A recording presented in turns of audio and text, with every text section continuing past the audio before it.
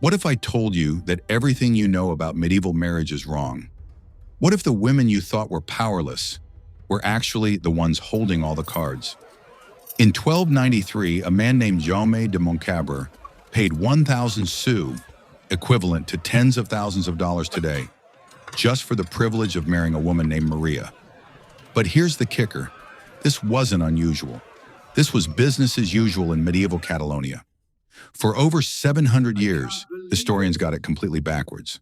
They thought medieval women were always the ones being bought and sold in marriage. But newly discovered documents reveal a shocking truth. There was a place and time where men were the ones desperately paying to get married, and women were calling the shots. Welcome back to Life in the Dark Ages. I'm your host, and today we're about to uncover one of the most mind-blowing discoveries in medieval history. We're talking about a time and place where the entire marriage game was flipped on its head, where women didn't just receive dowries, they demanded them from men desperate to marry up. This isn't some made-up story or Hollywood fantasy. This is documented history, backed by over 1,500 real marriage contracts that sat hidden in archives for centuries. And what these documents reveal will change everything you thought you knew about power, money, and marriage in the Middle Ages. Before we dive into this incredible discovery, we need to understand just how radical it was. In medieval Europe, marriage wasn't about love, it was about money, power, and survival. And the dowry system was the engine that drove it all. For centuries, the rule was simple. When a woman got married, her family paid the groom's family a dowry. This could be money, land, livestock, or valuable goods. The logic was straightforward. The woman was moving from her father's household to her husband's, and the dowry was compensation for taking her in and supporting her. But here's what made this system particularly brutal for women. Once that dowry was paid, the woman had virtually no control over it. Her husband could spend it, invest it, or lose it, and she had no legal recourse. She was essentially being purchased, and the dowry was her price tag. The dowry system reinforced medieval society's strict hierarchy. Rich families paid large dowries to marry their daughters into even richer families. Poor families either paid small dowries or couldn't afford to marry their daughters at all. It was a system designed to keep wealth concentrated among the elite and ensure that women remained dependent on men. Now, this is where our story gets interesting. In the small Catalan city of Vic, something extraordinary was happening. Between 1250 and 1350, while the rest of Europe was following the traditional dowry system, Vic was quietly revolutionizing marriage itself. Vic wasn't just any medieval city, it was a thriving commercial center, full of merchants, artisans, and traders. Money flowed through its streets, and with money came opportunity. Opportunity that some very clever families were about to exploit in ways that would shock medieval society. But to understand why this happened in Vic specifically, we need to understand the unique economic conditions of medieval Catalonia. Unlike much of Europe, which was still largely feudal and agricultural, Catalonia had developed a sophisticated commercial economy. Cities like Vic were centers of trade, manufacturing, and finance. This economic dynamism created something that was rare in medieval Europe: social mobility. In most of medieval Europe, you were born into your social class and stayed there. But in places like Vic, a clever merchant could accumulate wealth and rise in society. And where there's social mobility, there's also opportunity to innovate, including in marriage arrangements. The person who uncovered this hidden truth is historian Sarah Ifft Decker from Rhodes College. 7 years ago, she was digging through dusty archives in Vic, researching women's work in medieval Catalonia. She was looking for basic information about dowries, average amounts, how they were described in contracts, standard stuff. Then she found something that made her do a double take: a marriage contract from 1293 that seemed backwards. Instead of the bride's family paying the groom, it was the groom paying the bride's family. She thought it was a mistake. Maybe the medieval notary had confused the names or made an error. But then she found another one, and another, and another. Over the next several years, Decker methodically examined over 1,500 marriage contracts from Vic. What she found was absolutely mind-blowing. 80 documented cases of what she calls gender-reversed dowries, marriages where the groom paid the bride's family instead of the other way around. Now, 80 out of 1,500 might not sound like a lot, but in medieval terms, this was revolutionary. We're talking about a systematic practice that flew in the face of everything medieval society believed about marriage and gender roles. This wasn't just a few random anomalies. This was a sustained practice that lasted for over a century. What made Decker's discovery even more remarkable was the meticulous detail in these contracts. Medieval notaries were incredibly thorough in their record keeping. Every dowry amount, every piece of property, every condition of the marriage was carefully documented. This wasn't folklore or legend. This was hard legal evidence. These weren't just token payments either. Some of these grooms were paying massive amounts. Remember Jean de Montcabrère and his 1,000 sous? That was just the beginning. One groom, Père de Belstar, paid a staggering 8,000 sous to marry Sansa, daughter of Jaume de Saint-Hippolyte. To put that in perspective, that's more than many nobles saw in their entire lifetimes. To understand just how much money we're talking about, let's put these amounts in context. In medieval Catalonia, a skilled artisan might earn about 50 to 100 sous per year. That means Père de Belstar's dowry of 8,000 sous represented 80 to 160 years of skilled labor. In today's terms, that would be like paying millions of dollars for the right to marry someone. So how exactly did these reverse dowries work? The contracts were almost identical to traditional dowry agreements, except the roles were completely flipped. The groom would provide a dowry to the bride's family, and in return, the bride would offer what was called a counter gift, usually worth about half of what the groom had paid. The legal language was fascinating. The contracts used exactly the same terminology as traditional dowries, but with the genders reversed. Where a normal contract might say, the father of the bride provides a dowry of X amount to the groom. These contracts said the groom provides a dowry of X amount to the bride and her family. But here's where it gets really interesting. In many cases, that counter gift wasn't cash. It was property, real estate, sometimes even entire castles. Remember Sansa, who received that massive 8,000 sous dowry? Her countergift was a castle she had inherited from her family. This reveals the genius of the system. These weren't random marriages. They were carefully calculated business deals. The families using reverse dowries were typically those with daughters who stood to inherit significant property, especially families with no male heirs. Under medieval inheritance law, women could inherit property, but there were complex rules about how that property was managed. When a woman married, control of her property typically passed to her husband. But these reverse dowry contracts included specific clauses about property management that gave the bride's family continued influence over their ancestral wealth. Think about it from the family's perspective. You have a daughter who's going to inherit your family's wealth, maybe a house in the city, maybe a piece of land, maybe even a castle. Under the traditional system, when she marries, she moves to her husband's family, and your wealth leaves your household forever. But what if you could flip the script? What if, instead of paying a dowry to get rid of your daughter, you could make her marriage actually bring wealth into your family? That's exactly what these families did.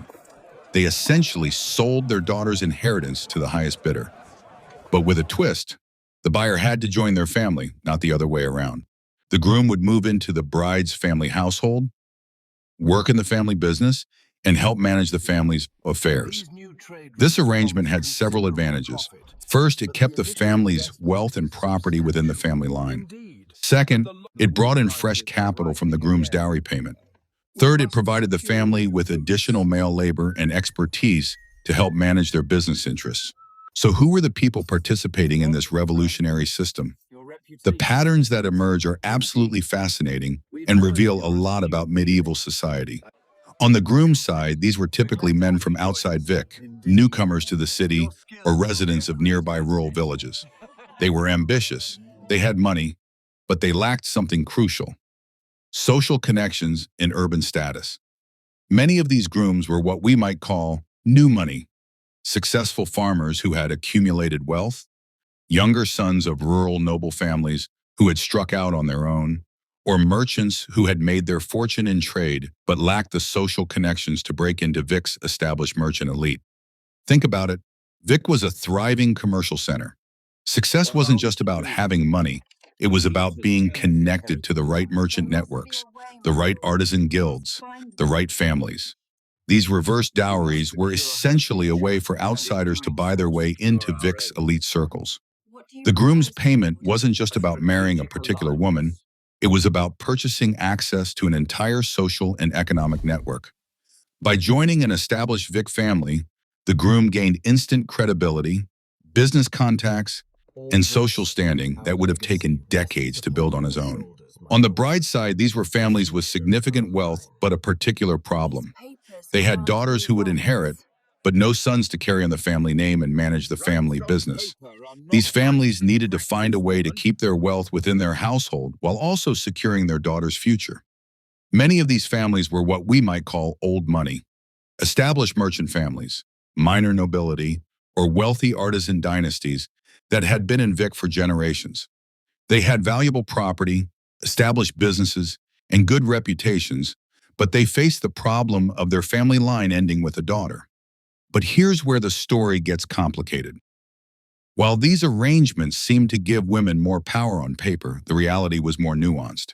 The bride herself often had little say in these arrangements. As historian Decker notes, the one person who may or may not have actively benefited was the bride herself. This highlights one of the most important aspects of these arrangements. They were about family strategy, not women's liberation. The bride's family was making a calculated decision about how to preserve their wealth and status, and the bride was essentially a piece in that larger game. Even when brides received dowries from their husbands, they rarely managed the family's financial affairs. The husbands still retained control over property and wealth, and legal documents continued to treat men as the primary decision makers within the marriage. Let's talk numbers, because the economics of these reverse dowries revealed just how sophisticated medieval people were when it came to financial planning. First, let's understand the medieval economy. Unlike our modern economy, medieval Europe had very limited banking and credit systems. Most wealth was held in the form of land, livestock, or precious metals. Cash was relatively scarce, and investment opportunities were limited. For the groom's family, this was essentially an investment. They were paying a substantial upfront cost, sometimes their entire family fortune. But in return, they were gaining access to urban society, business networks, and social status that would benefit them for generations. But it wasn't just about social climbing. These arrangements often led to real business opportunities. The groom might gain access to established trade routes, skilled craftsmen, or valuable urban properties. The bride's family might gain access to rural resources, agricultural products, or new markets. For the bride's family, these arrangements offered several advantages. First, they got an immediate cash injection. Instead of paying out a dowry, they were receiving one. This could be used to pay off debts, invest in business ventures, or simply provide financial security. This cash injection was particularly valuable because medieval families often had most of their wealth tied up in illiquid assets, land, buildings, or long-term business investments. The groom's dowry payment provided immediate liquidity that could be used for pressing financial needs. Second, they gained a son-in-law who could contribute to the family business. Remember, these grooms weren't just bringing money. They were bringing labor, skills, and ambition. They could help run the family trade, manage properties, or expand into new business ventures. Many of these grooms brought specific skills or knowledge that complemented the bride's family's existing business.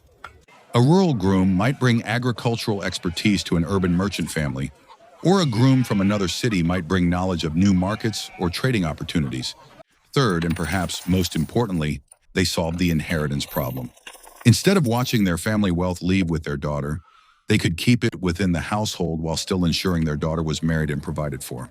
This was crucial for business continuity.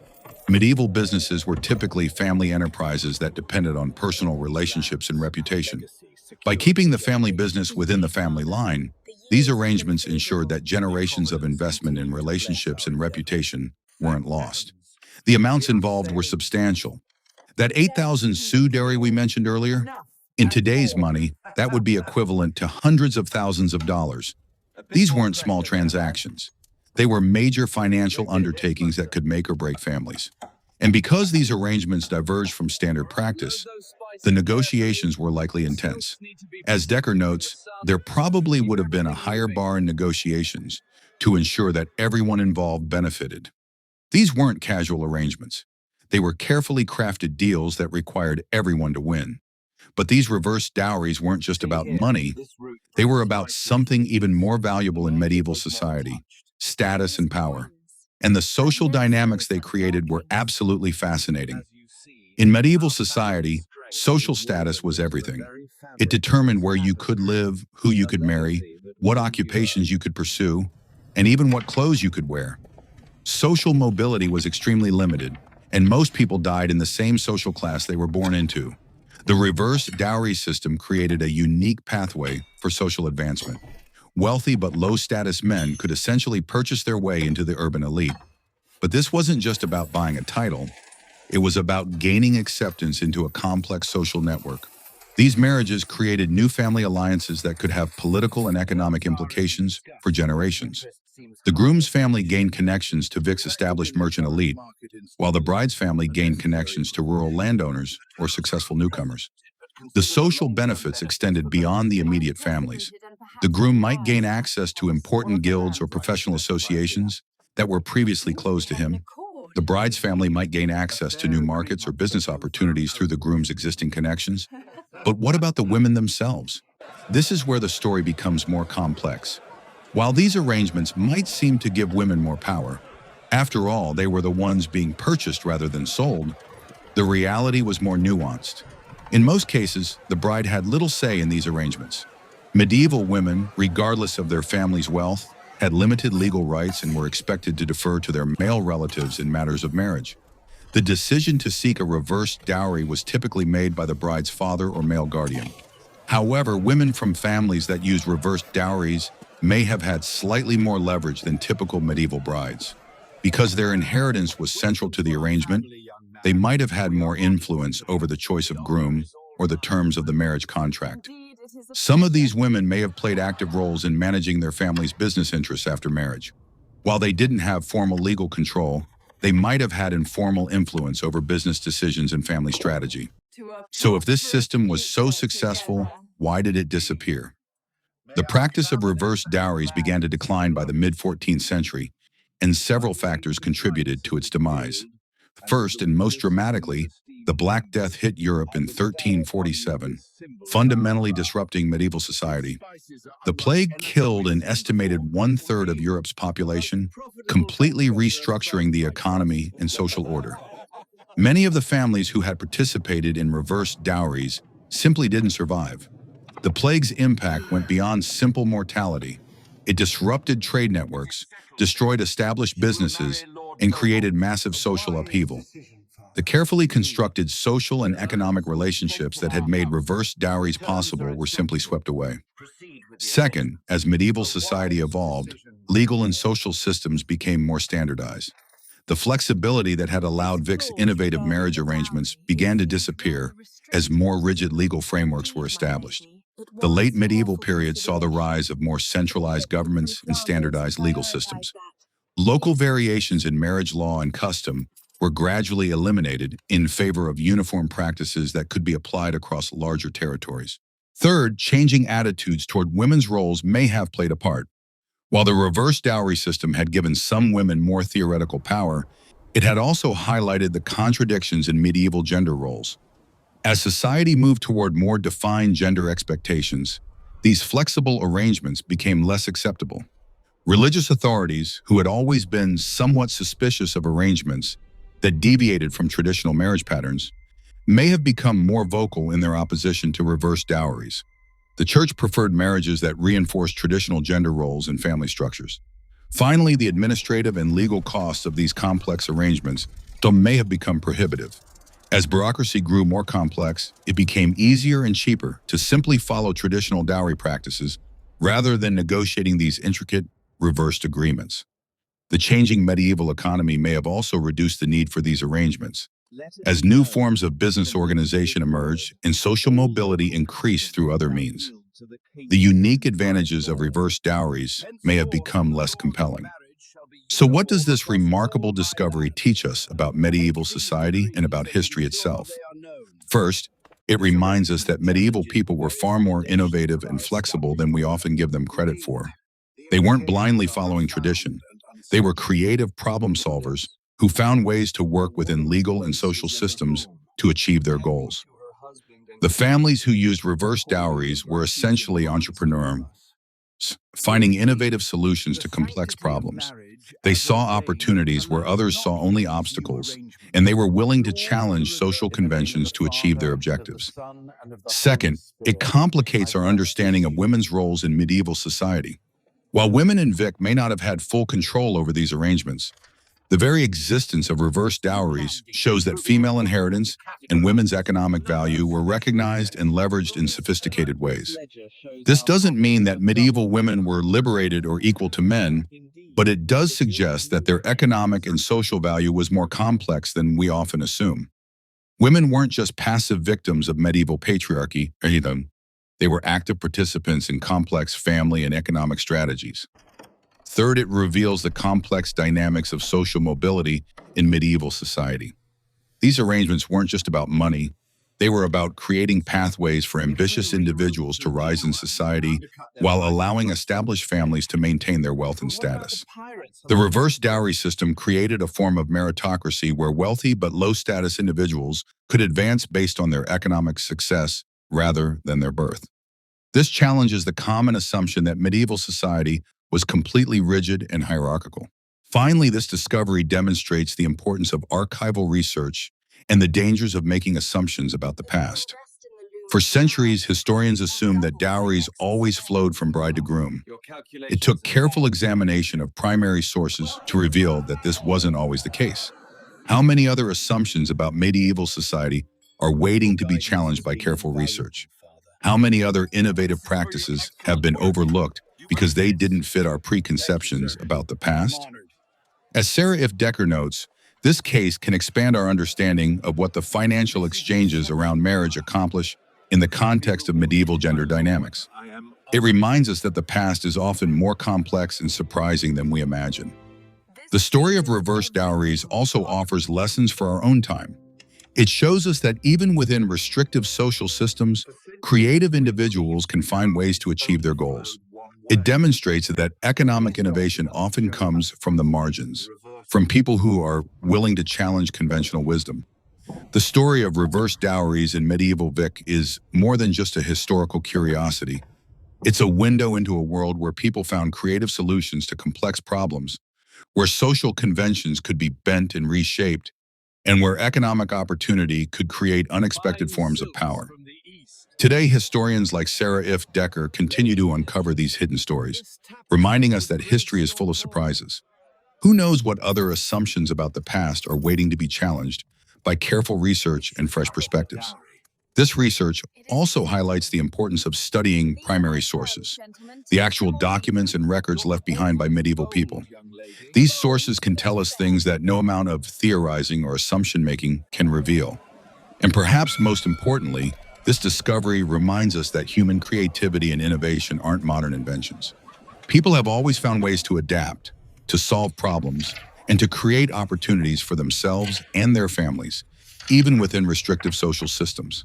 What do you think about this incredible discovery? Does it change how you view medieval society?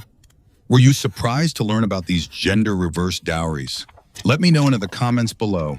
And don't forget to subscribe to Life in the Dark Ages for more fascinating stories from medieval history. And if you enjoyed this deep dive into medieval marriage practices, you might want to check out our video on medieval women's economic power or our exploration of medieval business practices. I'll put those links in the description. You can also follow us on social media for daily medieval history facts and behind-the-scenes content from our research process. The links are in the description below. Thanks for watching, and I'll see you in the next video, where we'll explore another hidden truth about life in the Dark Ages. Until then, keep questioning what you think you know about the past.